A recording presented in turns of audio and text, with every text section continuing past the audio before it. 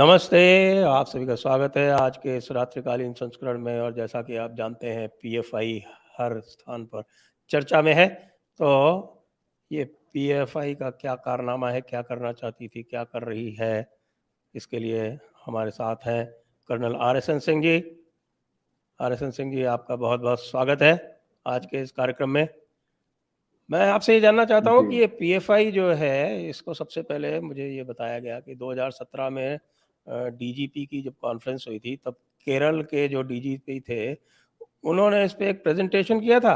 और प्रेजेंटेशन करने के बाद उन्होंने अपने बहुत सारा मटेरियल प्रोवाइड किया था कि इसको बैन किया जाए। फिर एनआईए ने भी 2017 में इनको काफ़ी मटेरियल दिया था। तो ये 5 वर्ष क्यों लग गए?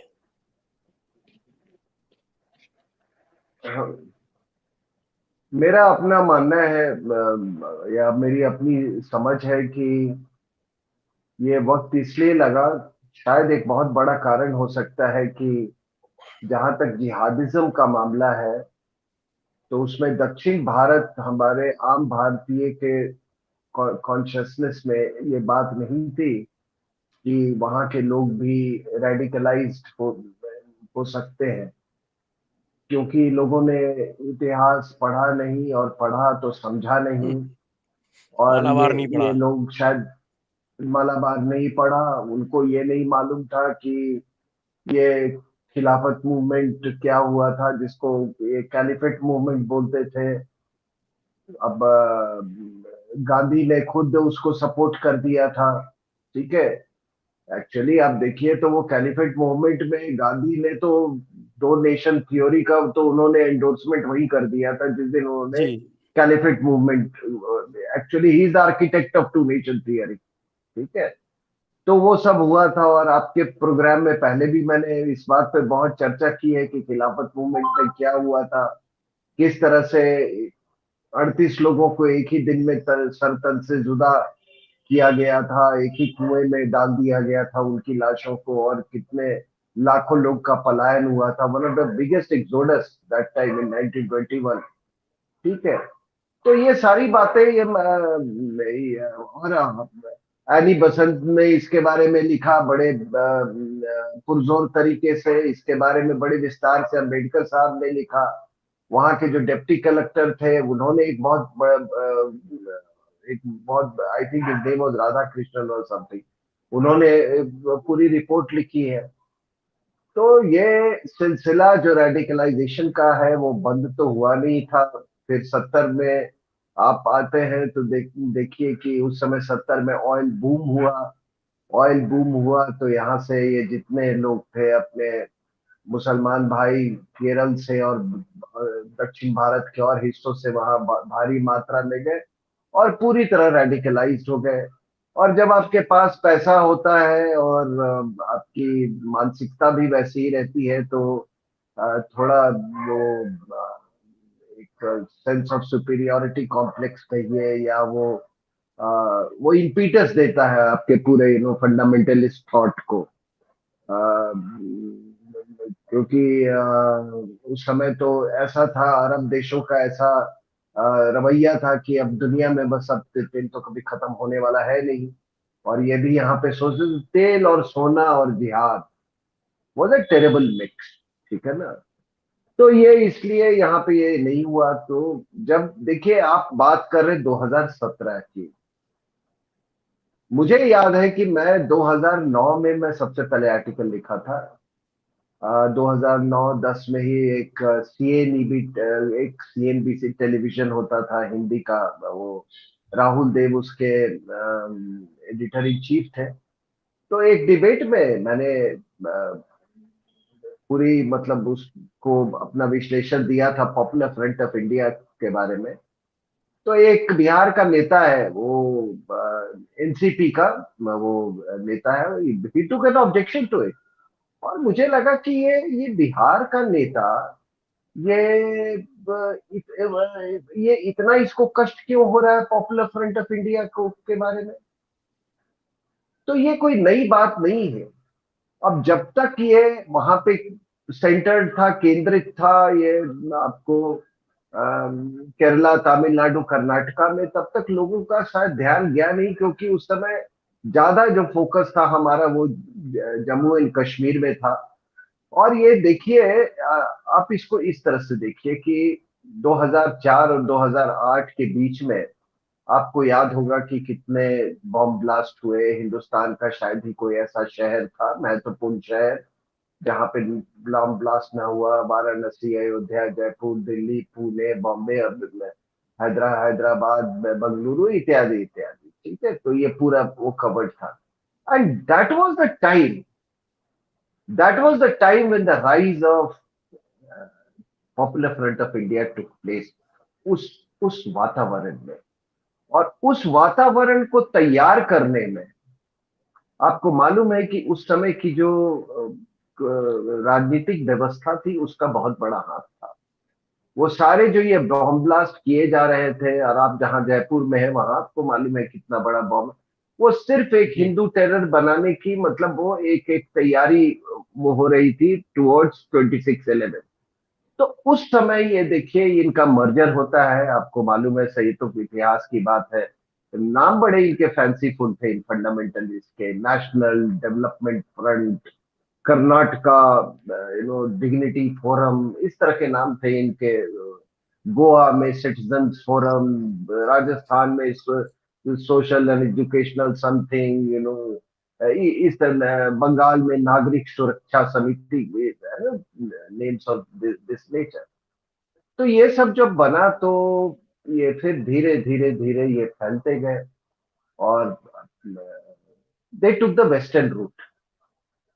अगर आप माओवादियों का देखें तो उन्होंने, उनका जो रूट था वो ईस्टर्न रूट था, from Tirupati to Pashupati. It went through Andhra and then to Orissa and then now Telangana, then to Orissa, Jharkhand, ये वाला रूट लिया, बिहार, और फिर नेपाल, इस ये वाला रूट लिया था, बंगाल और ये नेपाल। लेकिन ये जो है, ये वेस्टर्न रूट लिया है।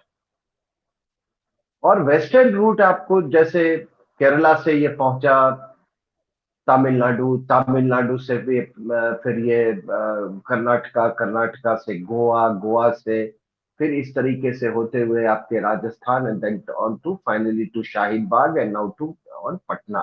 ठीक है, बिहार जहां मैं अभी बैठा हुआ हूँ, वहां पे, और असम में।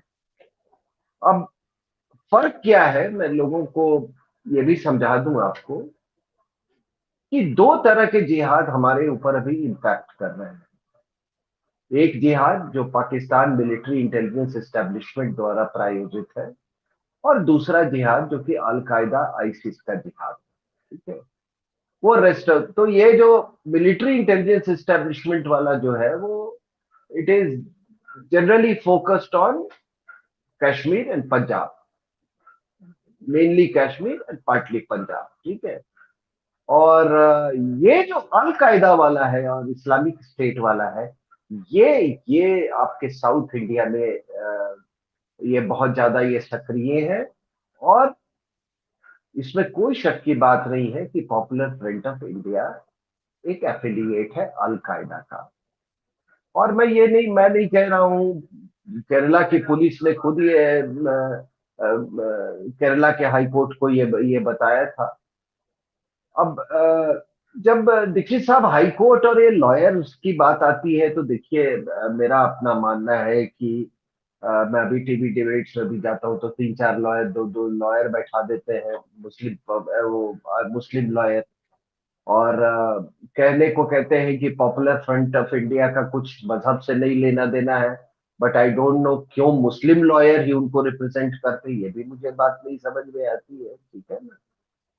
तो ये मामला जो है दीक्षित साहब, ये लॉ एंड ऑर्डर का नहीं है, ये कानून और व्यवस्था की ये मामला नहीं है, कोर्ट का मामला नहीं है।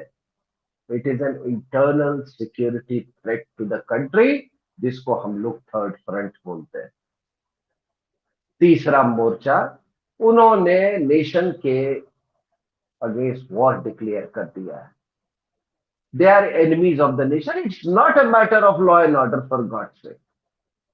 We don't need lawyers and judges to to tell us कि हम अपने सुरक्षा हम कैसे करेंगे, देश सुरक्षित कैसे होगा। और इसीलिए पहली बार हिंदुस्तान के इतिहास में एक पैन इंडिया बेसिस पे एक्शन लिया गया है, क्योंकि ये पैन इंडियन थ्रेट है। चाहे वो माओवाद हो या पॉपुलर फ्रंट ऑफ इंडिया हो, ये पैन इंडियन थ्रेट है। और हमने क्या किया, हमारी क्या जो अभी तक रिस्पांस रही है, वो बिल्कुल कंपार्टमेंटलाइज रहा है। आपने देखा माओवादियों के खिलाफ झारखंड पे में आप एक्शन लिए तो माओवादी बिहार भाग आता था, उड़ीसा में एक्शन लिया तो झारखंड में आ जाता था। जो border state, border regions areas है, वो सबसे ज्यादा देवे स्ट्रॉन्ग होल्ड ऑफ माओइस्ट, क्योंकि वो इधर से उधर वो कभी इधर एक्शन लिया तो उस पार चले गए जहां कन्वीनियंस हुआ। और यही यही बात यहां भी हो रहा था। आपके जो इंटरनल थ्रेट्स है वो पैन इंडियन है, और हमारी कुछ व्यवस्था ऐसी है कि अब देखिए, मान लीजिए, मैं ये नहीं कर रहा हूं, ये मैं किसी की शिकायत नहीं कर रहा हूं, और ना मैं किसी का दोषारोपण कर रहा हूं, लेकिन ये बात सच है कि मान लीजिए chief secretary of UP, how is it bothered about what is happening in Kerala? DGP of say Orissa, how is it bothered about what is happening in Tamil Nadu? His orientation is not on pan India level. He has to serve a chief minister or a political party or a government in power. तो उनकी मजबूरियां अलग है, उनकी exigencies अलग है, उनकी सोच अलग है। और हमारी जो भी, मैं इस विश्लेषण में, एनालिसिस के फील्ड में मेरे को कुछ साल हो गए, और मैंने ये देखा कि जो माओवाद के खिलाफ जो एक्शन होता था, ऐसे ही होता था। झारखंड में वो वहां का एक अभी जो मुख्यमंत्री है झारखंड में, इसके पिताजी ने एक बार सरकार बनाई थी, उसमें करीब 8-9 सीट ही owed it to the Maoist. तो अगर आप पॉलिटिशियन से ये एक्सपेक्ट करेंगे कि वो लार्जर नेशनल पर्सपेक्टिव वो करेगा, सॉरी सर, ना उनकी पढ़ाई है, ना उनकी संस्कृति है, ना उनका अपब्रिंगिंग है। I am talking about majority of them. तो मुझे बड़ा दर्द होता था कि भाई एक इतनी बड़ी चीज हुए और आप इसको कंपार्टमेंट में ये कर रहे हो। बात आग लगते लगते लगते शाहीन बाग पहुंच गई। और शाहीन बाग में आप देखो कि ये जो जर्नी जो इसने किया, मैंने आपको कहा गोवा, राजस्थान, ये सब होते हुए शाहीन बाग, और शाहीन बाग में उसकी सोच सोचो, उनकी पैन पैन इंडियन सोच हो। वहां पे वो शर्जील इमाम कहता है कि मैं वो जो चिकन लेग है उसका हम हलाल करेंगे।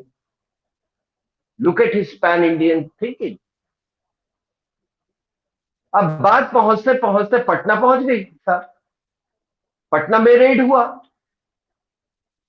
और जब रेड हुआ तो आपको मालूम है कि एक वो विजन डॉक्यूमेंट 2000, विजन डॉक्यूमेंट 2047, इस पर हमने पहले भी चर्चा की थी, लेकिन फिर भी उसमें वो 4 स्टेजेस है कि किस तरह से पावर कैप्चर करना है। और पहला स्टेज में वो कहता है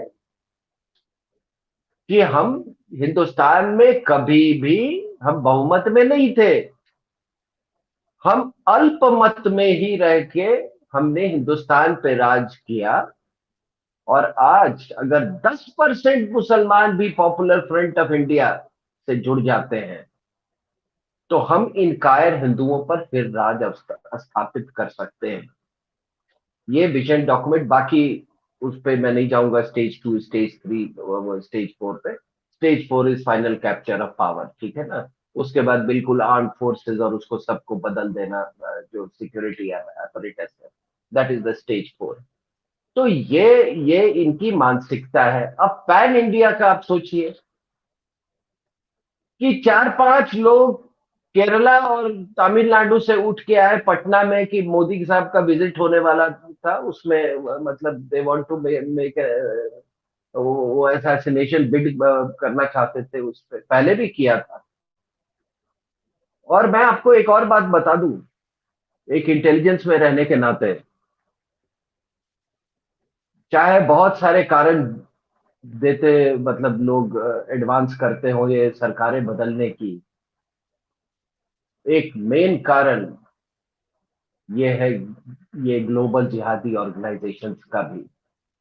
ग्लोबल जिहादी ऑर्गेनाइजेशंस ने महाराष्ट्र में आपकी सरकार बनवाई थी, और इसमें किसी को बहुत हैरानी नहीं होनी चाहिए कि इन्हीं तत्वों का, there is a link between the change of government, between the raid in on PFI in Bihar and the change of government in Bihar and the change in government. अब आपको मैं इसका एक उदाहरण देता हूं। आप as you travel eastwards from Begusarai, आप देखिएगा कि मुस्लिम पॉपुलेशन वो बढ़ता जाता है, ठीक है ना। बेगूसराय से आप उधर जाए पूर्णिया को, किशनगंज, वो आज शायद गृह मंत्री भी वहां गए थे उस एरिया में। तो धीरे धीरे धीरे, तो ये एक बताइए, हैदराबाद का, जिसको ये पुष्पेंद्र जिस कहते हैं हैदराबाद का जोकर, वो पांच सीट वो क्यों यहाँ पे आके लड़ा और वो जीत भी गया, वो जीत भी गया। ये कैसी पैन इंडियन सोच है सर। और मैं नहीं कह रहा हूं, जो एक उसका नाम है Ahmad Ahmad Sharif, one of the founding members of the PFI, उसने एक इंडिया टुडे को इंटरव्यू दिया और उसमें उसने कहा कि हमारा और उनकी एक मैगजीन है तेजस, तेजास ऐसे करके, उसका वो एडिटर भी है, कि हमारा लक्ष्य हिंदुस्तान में इस्लामिक रूल स्थापित करना है।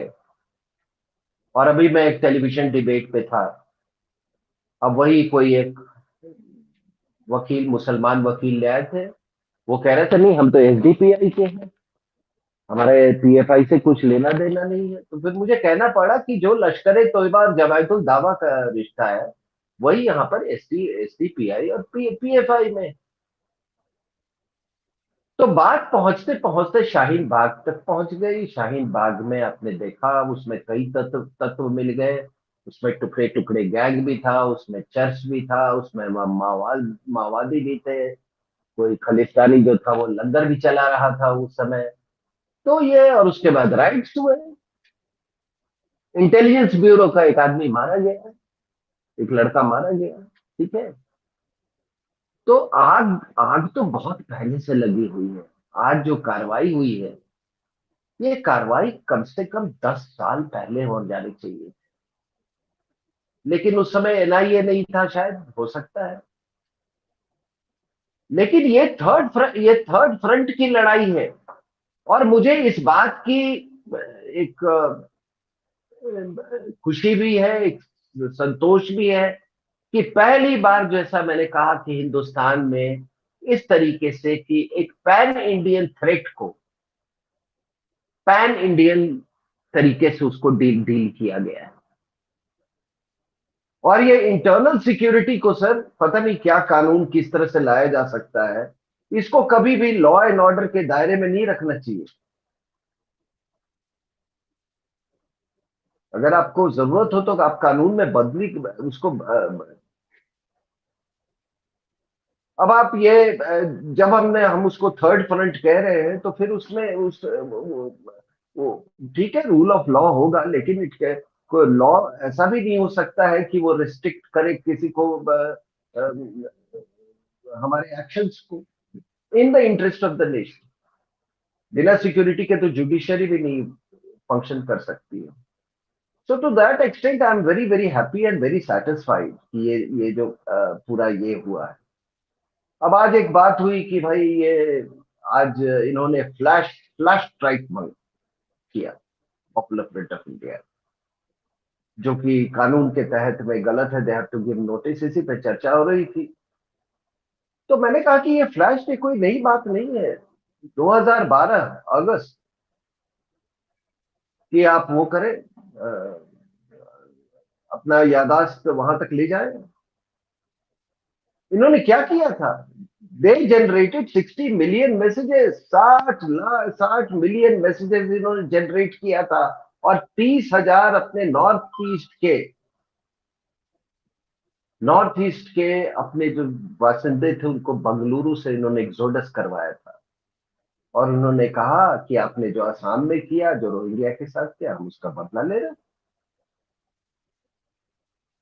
तो ये इतनी सारी, और 2012 का जो साल था, उसी उसी के आसपास इन्होंने प्रोफेसर जोसेफ का भी के भी हाथ काटे। तो आपने सही कहा कि 2017 में डीजीपी साहब ने जरूर कहा होगा, लेकिन अगर हमारा रिएक्शन इतना स्लो है तो हमको अपना अपना जो रिस्पांस मैकेनिज्म है उसको उसको बदलना होगा। और सबसे बड़ी बात क्या है कि you will find enough of defense experts, they will talk about Russia, Ukraine, etc. Yeah, important है वो सब, important है। लेकिन थर्ड फ्रंट के बारे में कोई नहीं बात करता है, ये हमारे जहन में ही नहीं। और इनको ये नहीं मालूम है कि ये थर्ड फ्रंट ही है जो वो बाकी दो फ्रंट्स को फीड करता है। अगर आप अंदर से डीस्टेबलाइज हो जाए तो क्या आपको अच्छे रिक्रूट मिल सकते हैं? सोवियत यूनियन का एग्जांपल देखिए, सब कुछ था, टैंक्स थे, ये वो था, न्यूक्लियर वेपन थे, स्पेस पावर था, कोलैप्स कर गया क्योंकि थर्ड फ्रंट वीक हो गया था।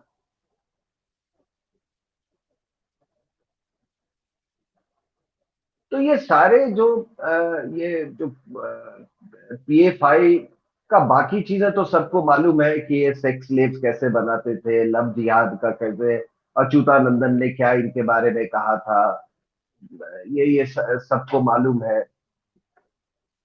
कोई ऐसा पाप नहीं है जो कि इनसे छुपा हुआ है, सॉरी इनसे बचा हुआ है।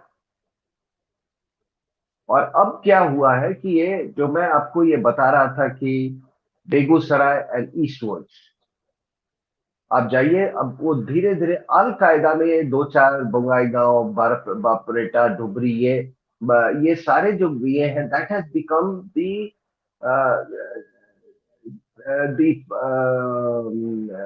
Citadel of al Qaeda. ये बात वहां वहां तक ये पहुंच गई। अब हम क्या है साहब कि अ, सबसे बड़ी बात कि खतरा, मुझे ये खतरा इसलिए है क्योंकि इनको सपोर्ट है। और मुझे ये कोई पाठ ना पढ़ाए कि इनको कुछ हैंडफुल ऑफ पीपल, नहीं sir, 90% of the Muslims, that also must be an understatement. 90% Muslim supports the popular Front of India, क्योंकि उनको शायद ये उन्माद है कि हमको एक संगठन मिल गया है जो कि गाज और गजवाए हिंद को कामयाब कर सकता है। और अब स्थिति ये पहुंच गई है कि ये सरकारें तोड़ देते हैं, सरकारें बना देते हैं। वरना मैं फिर से वही कहता हूं कि आप बताइए कि मेरी जो अपनी खबर है कि कुछ इनके जो पीएफआई के एलिमेंट्स थे, they went to the politicians, they said कि आप अ, हम तो जिंदा मारे जाएंगे। ये और ये जो आपके जो ये एमआईएम वाले जो हैदराबाद से वो पार्टी उठ के बिहार की तरफ आई है, तो ऐसा पता चला है कि वो उनको कहा गया कि आप अपनी पार्टी को किसी और पार्टी के साथ विलय कर दीजिए। वरना आप एक और बात बताएं, मतलब इसी सिलसिले में, कि अगर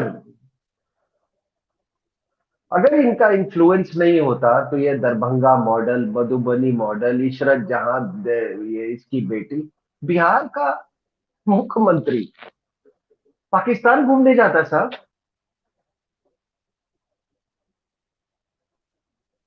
क्या लेना देना, उसके बॉर्डर है।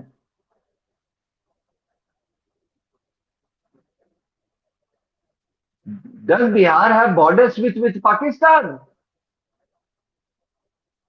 नेपाल? नेपाल कोई नहीं जाता है।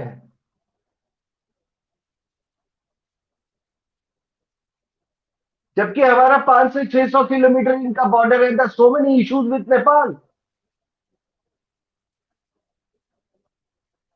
तो ये नौटंकी तो बहुत पहले से चल रही थी। अब सबसे खतरनाक देखिए, एक अंग्रेजी में एक तो वर्ड है डेंजरस, खतरनाक, और एक दूसरा वर्ड है परनिशियस। मतलब खतरा जो है अब बस अब आपको निगलने वाला है। That is a pernicious level. तो ये जो पॉपुलर फ्रंट ऑफ इंडिया है, ये they have acquired pernicious level. और बहुत सोफिस्टिकेटेड ऑर्गेनाइजेशन है इनकी। इसमें हर तबके के लोग शामिल हैं। इसमें आप देखिए, सारे पढ़े लिखे लोग हैं, सो कॉल्ड, जिसको पढ़े लिखे ये कहते हैं। तो ये ग्लोबल जिहाद का ये एक हिस्सा है। और ये ग्लोबल जिहाद आपके नजरों के, आपके बिल्कुल आपके दिल्ली तक पहुंच गई।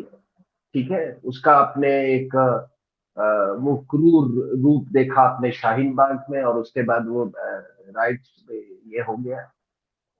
और थोड़ा लोग इमेजिन करें, ये मैंने फिर से कहा, ये वेस्टर्न रूट लिया है इसने। आप जो महाराष्ट्र में देख रहे हैं, और सभी लिंक्ड है। इसमें यह नहीं है कि इसमें everybody is feeding into this popular Front of India, everybody. तो इसीलिए ये ऑर्गेनाइजेशन जो है हिंदुस्तान के अंदर का सबसे बड़ा खतरा, सबसे बड़ा खतरा ये है। और ये केवल अरेस्ट और उससे काम नहीं चलने वाला। They have to be crushed, they have to be crushed. देखिए, आपको किसी से सर्टिफिकेट तो लेना नहीं है दुनिया में, किससे? चाइनीज सर्टिफिकेट मांग रहे हैं क्या? चाइनीज ने कहा हम देश को बचाएंगे। ये जो हमारी ये जो कौम है, मुस्लिम कौम है हमारे यहाँ जिंगजियांग में, वो देश के लिए खतरा बन गई है। अब आप रोते रहो, छाती पीटते रहो। आपकी आपके ना ओपिनियन का कोई वैल्यू है, ना आपके छाती पीटने का आपका कोई रोना रो रहा है। ऑन द कॉन्ट्ररी, देखिए बिहार के हमारे साथ तो टेलीविजन पे बहुत सारे आते हैं डिबेट्स में, ना चाइना के खिलाफ ये बोलते हैं, और ना कम्युनिस्ट बोलते हैं। बिकॉज यहाँ के तो मुसलमान इसलिए नहीं बोलते हैं क्योंकि वो सोचते हैं कि ये सब कॉन्टिनेंट, सॉरी, वो सोचते हैं कि शायद चाइना गजवाए हिंद में पाकिस्तान की मदद करेगा। ये मानसिकता है सब। आप अपने एक भी आप उदाहरण दे दीजिए किसी ने कंडेम किया हो, या ओआईसी में किया हो। पाकिस्तान में ओआईसी फॉरेन मिनिस्टर्स की जब मीटिंग हुई वहां पे, तो क्या किसी ने कहा, किसी ने निंदा? वो क्या वांगाई जो था इनका फॉरेन में, वो खुद प्रेजेंट था वहां एज अ चीफ गेस्ट। तो हम मेरे से लोग पूछते कि साहब सोल्यूशन क्या है? तो मैं हिंदुस्तान की सरकार से दरखास्त करता हूं कि सोल्यूशन तो आपको चाइना दिखा रहा है, वही सोल्यूशन है। और फिर मैं कहता हूं कि ये जो अभी जब पटना ये में जब रेट्स हुआ, तो उसमें गजवाए हिंद का भी लिटरेचर निकला।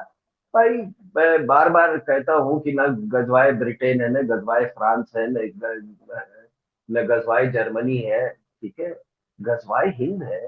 तो आपको तो अपने आप को बचाना होगा ना। और मैं कल एक टेलीविजन पे था, तो मैंने एक बात कह दी थी कि कोई पॉपुलर फ्रंट ऑफ इंडिया के बचाव कर रहे थे, तो मैंने कहा कि देखो अपने इंडियन सब कॉन्टिनेंट के, अगर सारे मुस्लिम वर्ल्ड ले लो आप, मैंने कहा इंडियन सब कॉन्टिनेंट के मुस्लिम सब सबसे नालायक, सबसे नालायक मैं इसलिए कह रहा हूं कि आज ब्रिटेन में आप देख लीजिए साहब, आपने जब मुझे आमंत्रित किया तो आपने कहा उसके जो ब्रिटेन में हो रहा है उसके बारे में भी बहुत चर्चा, कौन है वहां पे? ये जो हो रहा है ये इंडियन सब कॉन्टिनेंट के मुसलमान हैं यहां से, वहां अरब्स नहीं कर रहे हैं। लोगों को शायद मालूम नहीं है कि मौलाना मसूद अजहर 1991 में वो दौरा किया था उसने ब्रिटेन का, और 40 मॉस्क और सेमिनरी में उसने भाषण दिया, लेक्चर्स लिया, लोगों को ट्रेनिंग दी, और उसने ग्लोबल जिहाद की नींव वहां पे रखी, जो कि बाद में जो इस्लामिक स्टेट में जो रिक्रूट्स वहां से गए, लड़कियां गई और गई, तो लोग सेक्स, इसकी इसकी जड़ उसने रखी थी मौलाना मसूद अजहर में। मसूद अजहर कौन है? जैश ए मोहम्मद का है। जैश ए मोहम्मद कौन है? जैश ए मोहम्मद देवबंदी है। देवबंद की प्रेरणा कहां से मिलती है? हिंदुस्तान से। ये बरेलवी लोग कौन है? ये सर से तंजुदा वाले, उनका नाता बरेली से है। तो हिंदुस्तान सबसे बड़ा एक्सपोर्टर है ऑफ जिहादी आइडियोलॉजिकल वेपन। आपने उसको उसके जड़ पे ये नहीं किया। एंड दिस शुड हैव, एक बार जब इस कंट्री का बंटवारा हो गया, this should have ceased to exist, क्योंकि कंट्री का बंटवारा आइडियोलॉजी के बेसिस पे हुआ था। That is what Jinnah said. तो जो आइडियोलॉजी है तुम्हारे यहां से, उनको ले जाओ। तो ये पॉपुलर फ्रंट ऑफ इंडिया जो इसका जो जन्म हुआ और जो उसकी उत्पत्ति हुई, ये किसी को हैरान नहीं करनी चाहिए। हमने खुद हमने खुद वातावरण तैयार किया ऐसे को पनपने के लिए। और हैरानी की बात, आज क्या लोग बोलते हैं, ये India is a very diverse country, यहाँ पे कई भाषाएं हैं, हम हिंदी क्यों सीखे, हमारी वो है, हमारी संस्कृति है।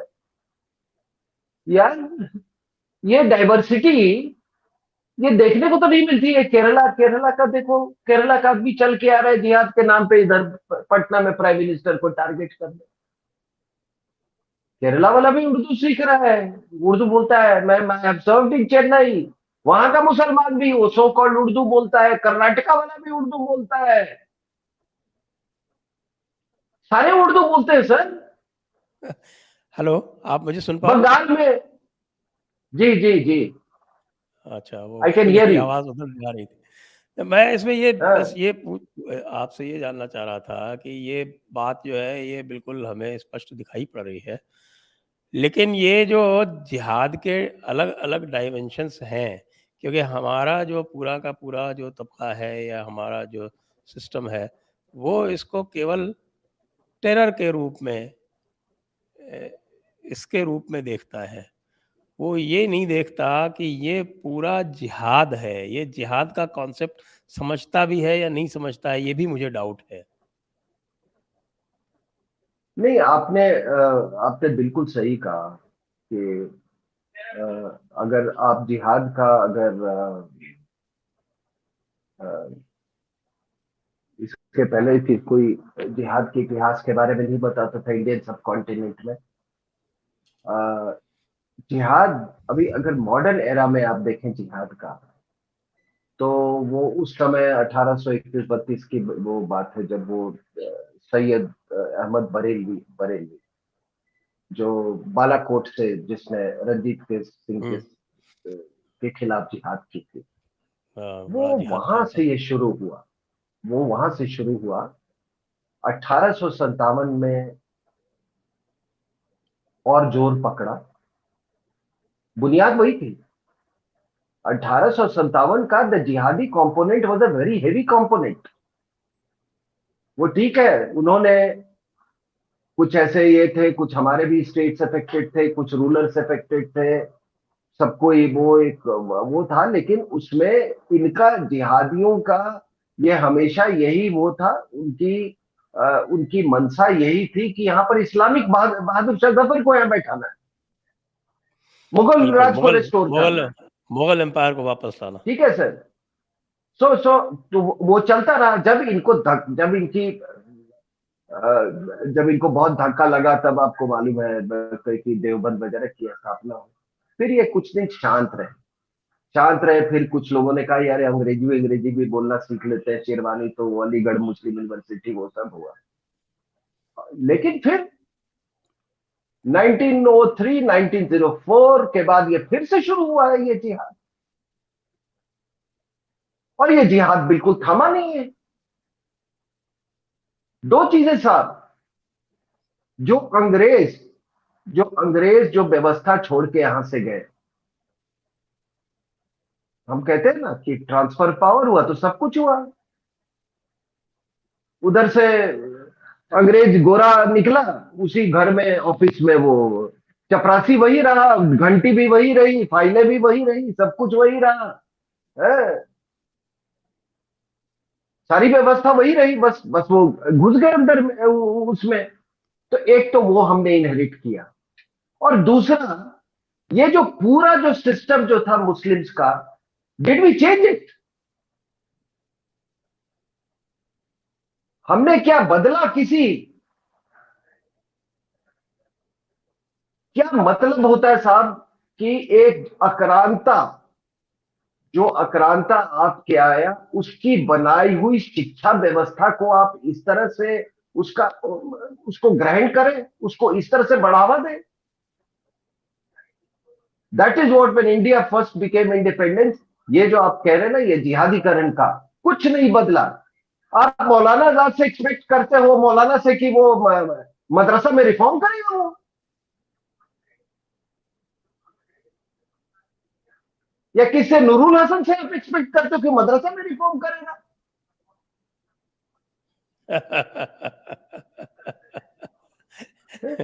किससे किससे किससे आप उम्मीद करते हो? आपने 10-10 साल उस नालायक आदमी को, इमेजिन कीजिए, आजाद भारत में प्राइम मिनिस्टर के भी पोस्ट से ज्यादा इंपॉर्टेंट एजुकेशन मिनिस्टर का पोस्ट था, और उस रेडिकल फंडामेंटलिस्ट को आपने दे दिया, जिसका जो कि मक्का में पैदा हुआ है। तो ये एजुकेशन देखिए, ये मिनिस्टर ने आप किसी स्कूल की या कॉलेज की कभी शक्ल नहीं देखी थी। वो एजुकेशन मिनिस्टर थे।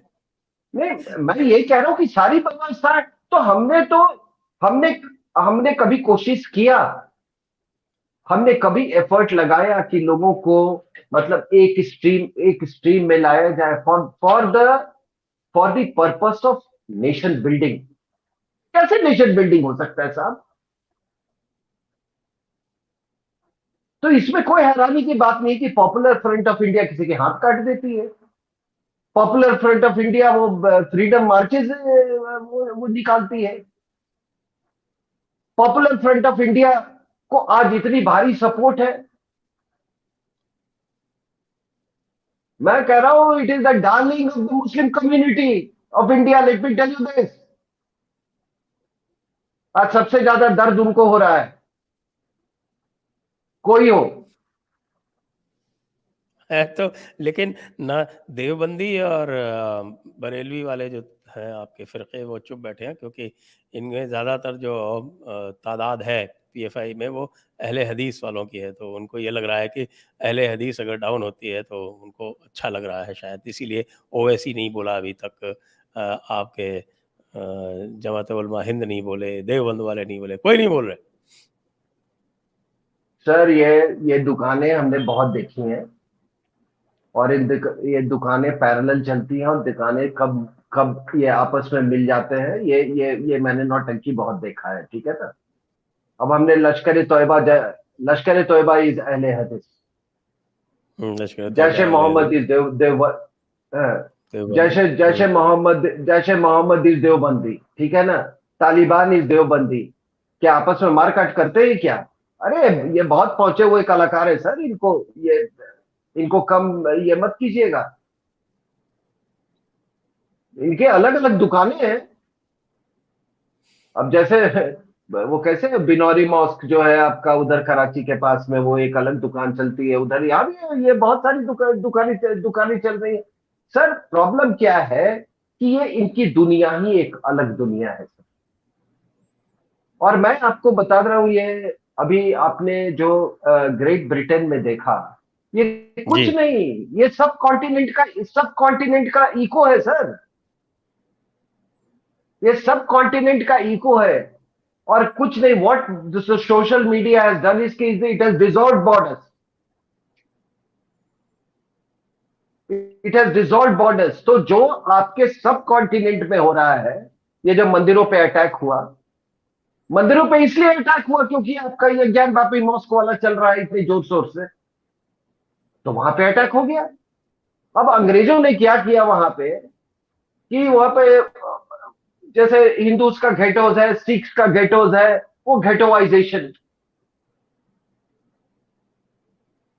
क्या आप यहां से जो अपने सब कॉन्टिनेंट के मुसलमान जाते हैं अपने ही, इनके क्या कोई अंग्रेज दोस्त होते हैं क्या वहां पे?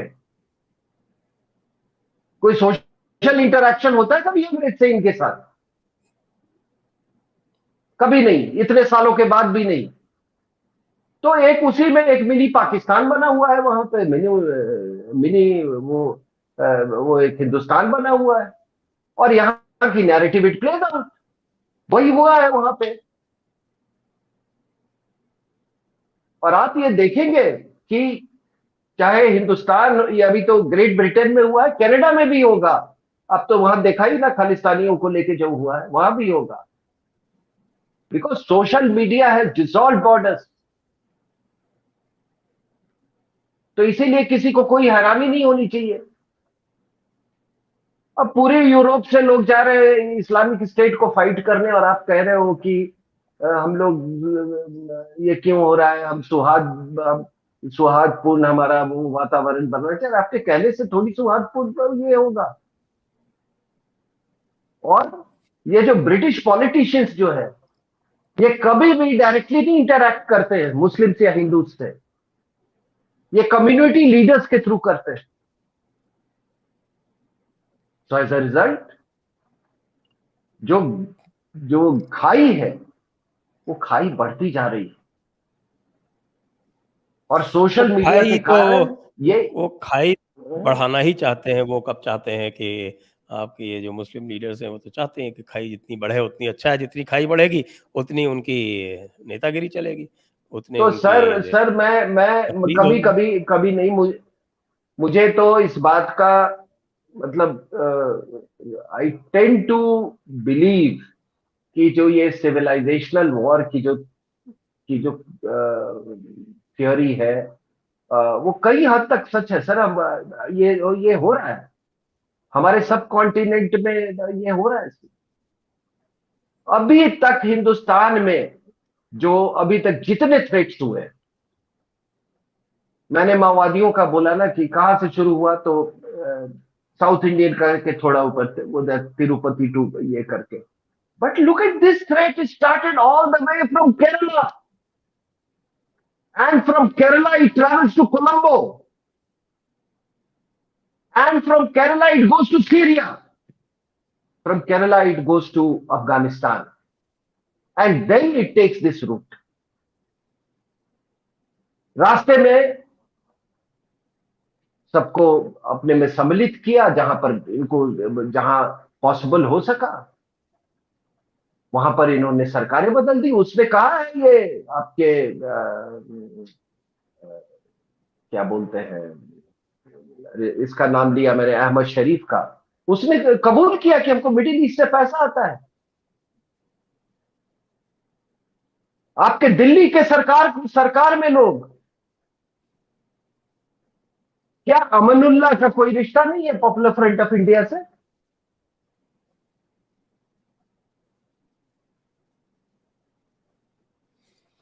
वहां पे जो लोग भी शाहीन बाग में थे, उनको नहीं मालूम था कि ये लोग कौन है? पूरा कोऑर्डिनेशन ऑर्केस्ट्रेशन उन्होंने ही किया था। जी, मैं तो आपको तो बस यही अंत कहना में चाहूँगा कि ये भारत सरकार को भी एक होलिस्टिक अप्रोच लेनी पड़ेगी, और जब तक ये नैरेटिव पर वॉर नहीं करेंगे और जब तक ये नहीं समझेंगे कि ये पूरा का पूरा जो हो रहा है, ये कोई एक किसी एक दिमाग का फितूर नहीं है, ये तो किताब से आता है। तो वो जब तक ये समझ के और उसको कन्फ्रंट नहीं करेंगे, तब तक ये इसकी जड़ तक नहीं पहुंच सकते। आइए, आपको जल्दी जाना था, मैं अब प्रश्न ले नहीं, लेता अब हूँ। ठीक है बे। मैं दर्शकों के प्रश्न ले लेता हूँ और उसके बाद फिर इसको स्ट्रीम को बंद करेंगे। जी, प्रश्न ले लेते हैं। महेश सरनायक जी पूछ रहे हैं, how Mumbai was left behind PFI raids, are Sufi Irani cafe part of PFI? These cafes sell weed, cannabis, various drugs with local police blessings. My area youth are potential target and it's unstoppable. No source to complain. नहीं, PFI का जो presence है महाराष्ट्र में बहुत व्यापक रूप से है। अगर दाऊद गैंग की बात करते हैं, उसका महाराष्ट्र सरकार में बनाने का बनाने और जो भी सरकार बनाने बिगाड़ना जो भी हो, उसका अगर रोल है, बहुत अहम रोल था। तो कुछ ऐसा नहीं है कि पॉपुलर फ्रंट ऑफ इंडिया और दाऊद के बीच में कोई वो नहीं। पॉपुलर फ्रंट ऑफ इंडिया का जाकिर नाइक से भी बहुत क्लोज वो लिंक था। तो मैं कहा तो कि मैं जहां बैठा हूं अपने, ये डेलीगेशन had gone लोगों के पास कि भाई ये रेड हो रहा है, हम तो मारे जाएंगे, कुछ कीजिए। तो पूरा यहां से लेके आसाम तक कोई कोई आप सोचिए ना, 15 स्टेट में 150 लोकेशन। ये तो मैं नहीं, 15 मतलब स्टेट में मैं नहीं कह रहा हूं ना। ये है, 50 ये तो है स्टेट्स, कि 150 लोकेशन। आप बहुत बड़ा समझिए, ऑपरेशन हुआ है, दैट इज बहुत वाई बड़ा ये। ऑपरेशन हुआ। और दीक्षित साहब, मुझे मैं जो कह रहा था कि ये सारे डाइवर्सिटी को ये ट्रांसेंड करते हैं, सो कॉल्ड डाइवर्सिटी को माओवादी भी कर लेते, ये भी कर लेते। मतलब मैं कभी कभी सोचता हूँ कि ये डाइवर्सिटी केवल हिंदुओं के लिए क्या है? इनके लिए तो कोई डाइवर्सिटी नहीं है। From Manipur to Goa and from Kerala to Delhi, एक जैसी सोच। मणिपुर में भी रेड्स हुए सर। अच्छा, मणिपुर का नाम कहां पेपर्स में नहीं डाइवर्सिटी आया? है इस कंट्री में? है? जी। मणिपुर का नाम मैंने देखा नहीं न्यूज़ चैनल्स में। हाँ, नहीं नहीं, मणिपुर में भी हुआ है। जी, मणिपुर में भी। अगला प्रश्न लेते हैं।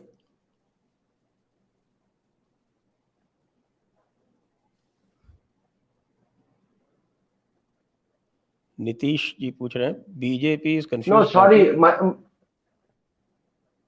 क्या जी? BJP is confused party. They did crack down out of fear of the amount of data of RSS BJP prominent leaders. Otherwise, PFI was linked in so many riots. Why did Bhagwat meet the mullahs? Your view? मैं इसका क्या जवाब दे सकता हूँ? अगर अगर अगर अगर अगर अगर कोई ये सोचता है कि वो इस्लाम को बदल सकता है, तो जो 1400 साल में नहीं हुआ है, वो जो मर्जी कर ले, वो नहीं होगा। एक ही तरीका है इस्लाम को बदलने का, वो है चाइनीज तरीका। चाइनीज तरीका तो बेस्ट है, उसका कोई मुकाबला नहीं है। इसी के साथ फिर आज का कार्यक्रम यही समाप्त करेंगे। दर्शकों को बहुत बहुत धन्यवाद। आज YouTube का सर्वर बीच में डाउन हो गया, लोग बहुत सारे लाइव नहीं देख पाए हैं। तो जो लोग लाइव नहीं देख पाए, उनसे मैं अनुरोध करूंगा और जो लोग देख रहे हैं कि भाई उनको आप मैसेज कर दें कि इसको आप वो दोबारा देख सकते हैं। अब ये चल रहा है पूरी ठीक तरह से। आरएसएन सिंह साहब को भी बहुत-बहुत धन्यवाद। जय हिंद, वंदे मातरम।